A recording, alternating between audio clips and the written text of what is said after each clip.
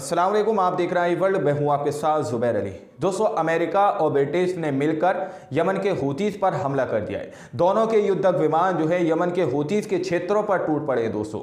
और यमन के हूतीस के बीच और अमेरिका और ब्रिटेन के युद्धक विमानों के बीच जो है एक भयंकर झड़पें इस वक्त हो रही हैं। इस घड़ी में दोस्तों तुर्की ने भी इजराइल को एक भयंकर चोट दी है। इजराइल को आज से चंद दिन पहले तुर्की की तरफ से एक और बड़ा झटका लगा था, लेकिन फिर से तुर्की ने इजराइल के खिलाफ एक और बड़ा मोर्चा खोला है दोस्तों। वहीं पर दोस्तों बड़ी खबर जो निकल के आ रही है वो कतर की तरफ से निकल के आ रही है। कतर ने भी साफ तौर पर गजा और फिलिस्तीन के लिए बड़ी बात कह दी है। कतर ने क्लियर वर्ड में क्या बात कही है वो आप लोगों के सामने A to Z सारी खबरों को चंद मिनटों में रखूंगा। सारी छोटी बड़ी अपडेट सामने निकल कर आई हैं। हर एक अपडेट को आप लोग जरूर सुनिएगा कि आखिर कतर ने गजा के लिए क्या कहा है और ब्रिटिश और अमेरिका ने किस तरह से यमन के हूतीस पर हमला किया। वहीं पर अमेरिका की एक और नापाक चाल सामने निकल कर आ रही है दोस्तों। हर एक चाल से आप लोगों को रूबरू कराऊंगा। हर एक खबर को आप लोग पॉइंट टू पॉइंट जरूर सुनिएगा। सबसे पहले हम आपकी स्क्रीन पर यह खबर रख रहे हैं कि कतर के प्रधानमंत्री ने क्या बात कही है। कतर के प्रधानमंत्री ने आज तकरीबन इस युद्ध को शुरू हुए दोस्तों 118 दिन हो चुके हैं। 118 दिन बाद इस तरह की बात कतर के प्रधानमंत्री की तरफ से कही जा रही है। कतर के प्रधानमंत्री अब इस बात कहने पर पूरी तरह से चूक नहीं रहे। कतर के प्रधानमंत्री कह रहे हैं केवल फिलिस्तीनी लोग ही तय करते हैं कि गाजा पर शासन कौन करेगा, गाजा पर कौन राज करेगा, यह सिर्फ और सिर्फ फिलिस्तीनी लोग तय करेंगे। इस तरह की बात कतर की तरफ से कही गई है। कतर के प्रधानमंत्री की तरफ से यह बात कही गई है कि अब सिर्फ और सिर्फ फिलिस्तीनियों के हाथ में है ये, और वही लोग ये तय करेंगे कि आखिर फिलिस्तीन पर कौन राज करेगा। जिस तरह से इजराइल के नेतन्याहू की जो नापाक सोच है वो ये चाहता है कि गजा को अपनी मुट्ठी में ले लूं, फिलिस्तीन को इजराइल में तब्दील कर दूं। लेकिन अब कतर ने क्लियर वर्ड में ये बात कह दी है कि सिर्फ और सिर्फ फिलिस्तीनी लोग ये तय करेंगे कि आखिर उस पर कौन राज करेगा। वहीं पर दोस्तों तुर्की की तरफ से इजराइल को एक बड़ा झटका लगा है। तुर्की की तरफ से इजराइल को एक भयंकर चोट लगी है दोस्तों।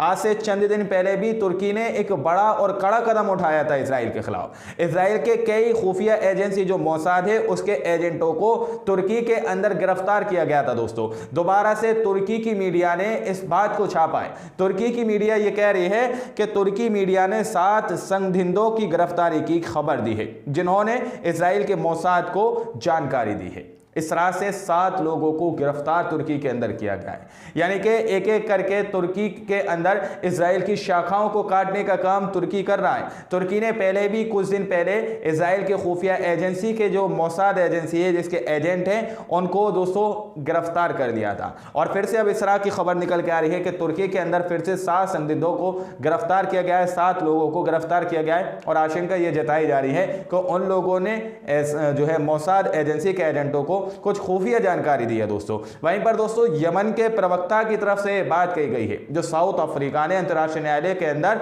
जो मुकदमा दायर किया था और उसके बाद जो फैसला लिया गया उसको लेकर यमन के हूतीस ने यह क्लियर कर दिया है कि उस फैसले को लेकर गाजा में इजराइली नरसंहार पर अंतर्राष्ट्रीय न्यायालय का फैसला कमजोर है। अंतर्राष्ट्रीय न्यायालय के अंदर से जो फैसला लिया गया है, जो इजराइल के लिए एक चेतावनी दी गई है कि नरसंहार जैसे मामलों को पूरी तरह से इजराइल बंद कर दे, जो बात उसकी तरफ से कही गई है वो बहुत कमजोर है। यमन के हूतीस ने यह बात कही है क्योंकि इजराइल अभी तक रुक नहीं रहा। इजराइल ने अभी तक कोई भी ऐसा कड़ा कदम नहीं उठाया जिससे यह साबित हो सके कि हाँ वो अंतर्राष्ट्रीय न्यायालय कोड का पालन कर रहा है, उसके आदेश का पालन कर रहा है। इस तरह की कोई भी खबर अभी तक सामने निकल कर नहीं आई है और कोई भी ऐसी प्रक्रिया दोस्तों सामने निकल कर नहीं आई जिससे यह साबित किया जा सके कि इजराइल ने गजा के अंदर हमले बंद कर दिए हैं या नरसंहार जैसे काम पूरी तरह से उसने बंद कर दिए दोस्तों। वहीं पर दोस्तों अमेरिका की तरफ से बड़ी खबर ये निकल के आ रही है। अमेरिका और ब्रिटेन के युद्धक विमानों ने यमन के हूती नियंत्रित शहरों सादा शहर पर पूरी तरह से हमला कर दिया है। हवाई हमला शुरू कर दिया दोस्तों। नियंत्रण में जो शहर आते हैं, सादा नाम का एक शहर है, उस पर हवाई हमले शुरू कर दिए हैं। किसने? अमेरिका और ब्रिटेन के युद्धक विमानों ने। यानी कि अमेरिका और ब्रिटेन मिलकर यमन के हूतीस पर हमला करना उन लोगों ने शुरू कर दिया दोस्तों।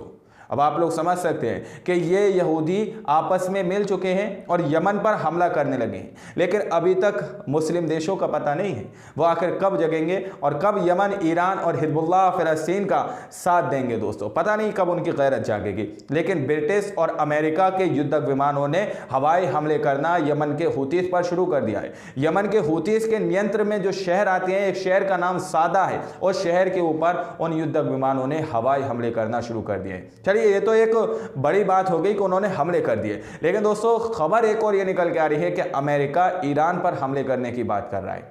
अमेरिका साफ तौर पर यह दावा कर रहा है कि वो ईरान पर हमले कर सकता है, कभी भी ईरान के खिलाफ वो अपना मोर्चा खोल सकता है। रिपोर्ट आप लोगों की स्क्रीन पर इसमें पढ़िए। अमेरिका ने ईरानी सेना पर हमला करने का फैसला किया है। अमेरिकी अधिकारी ने ABC न्यूज़ को बताया कि अमेरिकी वायुसेना इराक और सीरिया में ईरानी ठिकानों और कर्मियों पर हमला करेगी। हालांकि ईरान ने कहा है कि यदि ईरानियों पर हमला होता है और लोग हताहत होते हैं तो अमेरिका को क्षेत्र में अपनी संपत्तियों पर हमले की उम्मीद करनी चाहिए। अमेरिका ने यह बात कह दी है दोस्तों कि वो इराक और सीरिया के अंदर ईरान के जो ठिकाने हैं उनको पूरी तरह से नष्ट करेगा, उनके ऊपर हमले कर देगा अमेरिका। इस तरह की जो है एक खबर निकल के आ रही है। बताया जा रहा है कि अमेरिकी अधिकारी ने ABC न्यूज़ को यह बात बताई है कि अमेरिका सीरिया और इराक के अंदर ईरान के जितने भी ठिकाने हैं उनको पूरी तरह से नष्ट करने की उसने मंशा बना ली है। तो ईरान ने भी पलटवार में यह बात कह दी है कि अगर अमेरिका किसी भी तरह से ईरानियों पर हमले करेगा, ईरानियों को अगर वो अपना निशाना बनाएगा, तो उसकी जवाबी कार्रवाई में अमेरिका के क्षेत्र में हम हमले करेंगे और फिर उसमें अगर हताहत होती है तो उसके जिम्मेदार हम नहीं होंगे। अमेरिका इस तरह की बात कहता हुआ नजर आ रहा है दोस्तों। तो ये जो बड़ी खबरें सामने निकल के आ रही हैं कि यमन के हूतीस को अकेला छोड़ दिया गया है। यमन के हूतीस की तरफ किसी भी मुस्लिम और अरबी देश की निगाह नहीं है कि अमेरिका और ब्रिटिश दोनों मिलकर यमन के हूतीस के जो शहर हैं, जो यमन के हूती के नियंत्रण में यानी कि उसकी देख रेख में जो क्षेत्र आते हैं, जो शहर आता है सादा शहर, उसके ऊपर हवाई हमले शुरू कर दिए गए हैं दोस्तों। अब ये खबरें जो है सामने निकल कर आ रही हैं कि अमेरिका जो है ईरान के इराक और सीरिया के अंदर ईरानियों पर हमले कर सकता है दोस्तों। अब हो सकता है ये जंग का दायरा और ज़्यादा ही बढ़ता चला जाए, क्योंकि अमेरिका रुकने का नाम नहीं ले रहा। ब्रिटिश को भी उसने साथ में ले लिया है। हालांकि मैं ये खबर कंफर्म नहीं कर रहा, लेकिन खबर दोस्तों ये निकल के आ रही है कि अमेरिका का साथ देने के लिए ब्रिटेन ने जो है साफ तौर पर मना कर दिया है कि वो ईरान पर हमले नहीं करेगा। ईरान को जवाबी कार्रवाई में ईरान पर हमले नहीं करेगा, सिर्फ अमेरिका हमले कर सकता है। तो ब्रिटेन ने क्लियर कर दिया है। हालांकि इस खबर को हम अभी स्पष्ट नहीं कर रहे, क्योंकि हम सिर्फ और सिर्फ सच्ची खबर आप लोगों के सामने रखते हैं रिपोर्ट के साथ। हम हर एक खबर को आप लोगों के सामने उसकी रिपोर्ट रखते हैं, उसकी कटिंग आप लोगों के सामने रखते हैं। तो ये बड़ी खबरें सामने निकल कर आ रही थी दोस्तों। बाकी आप लोग क्या सोचते हैं अपनी राय कमेंट सेक्शन में हमें जरूर दीजिएगा। मिलते हैं अगली वीडियो में, जब तक के लिए अपना ख्याल रखिएगा।